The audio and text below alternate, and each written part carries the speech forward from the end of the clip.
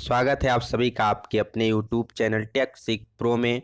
तो जो भी लोग आईटीआई डिप्लोमा बीटेक एमटेक से हैं, जो भी टेक्निकल बैकग्राउंड से हैं, अगर आप लोग और इसरो में आपका सपना है जॉब पाने का, अगर आपने एसडीएससी यूआरएससी एचएसएफसी सैक इन सभी सेंटर के फॉर्म डाल रखे हैं, या आपने अभी हाल ही में बीएसएससी का एग्ज़ाम दिया है, या फ्यूचर में आपका सपना है कि आप भी इसरो में जॉब करें, तो ये वीडियो आप लोगों के लिए बहुत ही मोस्ट इम्पोर्टेंट होने वाली है।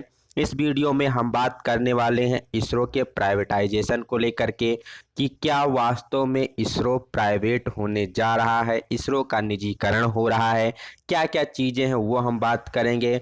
देन हम बात करेंगे क्या इसरो में फर्दर वैकेंसी आएगी या फिर अब इसरो में वैकेंसी नहीं आएगी, इस विषय में बात करेंगे।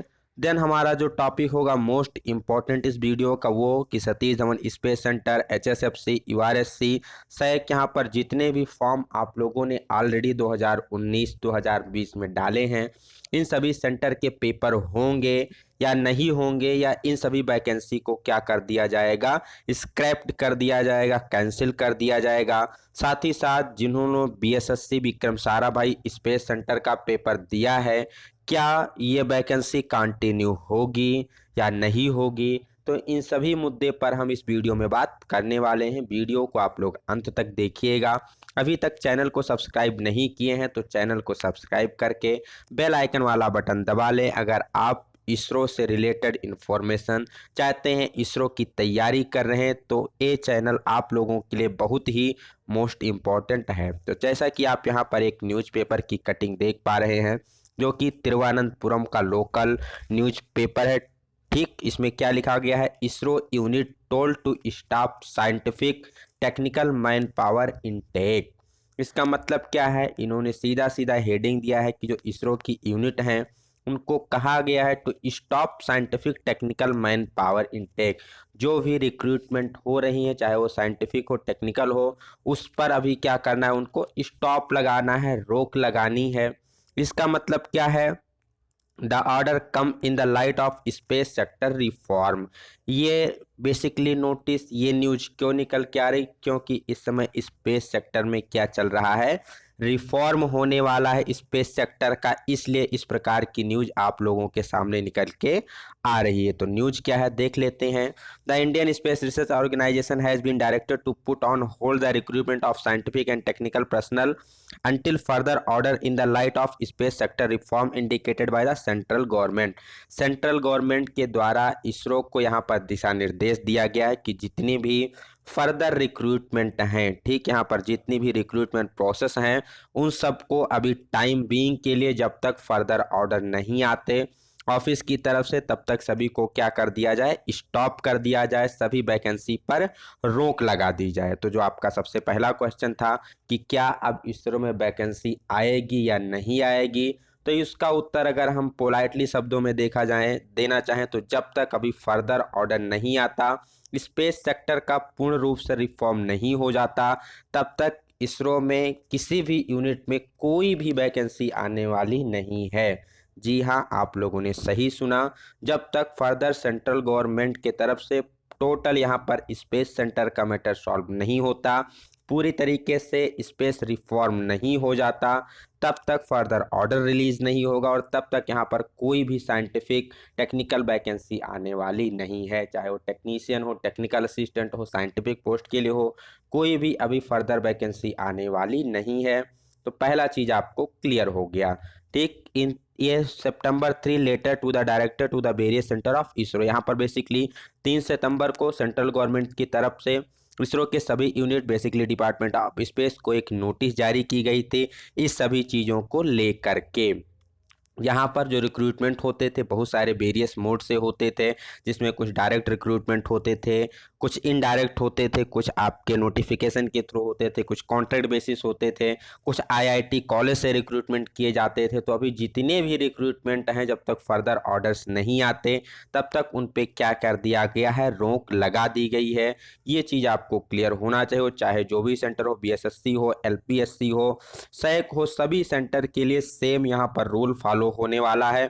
उसमें कोई भी परिवर्तन नहीं है। ठीक, तो यहाँ पर आप देख पा रहे होंगे जितने भी आपके मोड से वैकेंसी आती, चाहे आईआईटी से हो, चाहे डायरेक्ट रिक्रूटमेंट हो, इनडायरेक्ट हो, कैंपस सिलेक्शन हो, सभी पर क्या है अभी टाइम बीइंग के लिए रोक लगा दी गई है। ठीक, अब इसको लेकर के तमाम जगह आपके यहाँ पर देख पा रहे हैं प्रोटेस्ट भी हो रहे हैं। यहाँ पर प्रोटेस्ट आपको दिख रहा है, जितने भी इसरो के सेंटर हैं बेसिकली वहाँ पर क्या चल रहा है प्रोटेस्ट। यहाँ पर इन्होंने लिखा है कि बीएसएससी हो गया, इसमें क्या चल रहा है, लोगों ने प्रोटेस्ट भी किया है वेडनेसडे को कि इसको क्या किया जाए, हटाया जाए। इन लोगों का कहना क्या है जो लोग प्रोटेस्ट करते हैं कि the recruitment ban is the second stage of the privatisation process. इनके कहने का मतलब है जो ये रिक्रूटमेंट पे अभी बैन लगाई जा रही है ये कहीं ना कहीं इनडायरेक्टली संकेत करता है इसरो के प्राइवेटाइजेशन के तरफ। ये क्या है, इसरो के प्राइवेटाइजेशन का सेकंड स्टेज है। किसके अनुसार, ये जो लोग यहाँ पर प्रोटेस्ट कर रहे हैं उनका कहना है कि अभी आपने क्या किया है, रिक्रूटमेंट पे बैन लगाया है, फर्दर आप क्या कर देंगे, इसको प्राइवेट कर देंगे। तो यहाँ पर ये लोग क्या कर रहे हैं, इसरो प्राइवेटाइजेशन को लेकर के प्रोटेस्ट कर रहे हैं और इन्होंने लोगों से आह्वान किया है कि आप भी क्या करिए, इनका सपोर्ट करिए। तो आप लोग क्या सोचते हैं, क्या इसरो को प्राइवेट होना चाहिए या फिर नहीं होना चाहिए? आप लोगों का पॉइंट ऑफ व्यू क्या है? आप लोग कमेंट सेक्शन में अपना पॉइंट ऑफ व्यू दे सकते हैं कि प्राइवेट होने से क्या फ़ायदा होगा, प्राइवेट ना हो तो उसका क्या फ़ायदा होगा। अब यहाँ पर जो एक मेन क्वेश्चन आप लोगों का है वो ये है कि एसडीएससी, एचएसएफसी, यूआरएससी, सैक जितने भी आप लोगों ने पेपर 2019-20 के दौरान डाल रखे हैं, क्या इनका पेपर होगा या नहीं होगा? तो अगर देखा जाए इस रिक्रूटमेंट इस नोटिस के अनुसार तो अभी जितनी भी एक्टिविटीज़ हैं उन सभी एक्टिविटीज़ पर, रिक्रूटमेंट की जो भी एक्टिविटीज़ हैं उन सभी पर अभी क्या है, स्टॉप किया गया है। कोई भी यहाँ पर रिक्रूटमेंट की एक्टिविटीज़ नहीं होगी।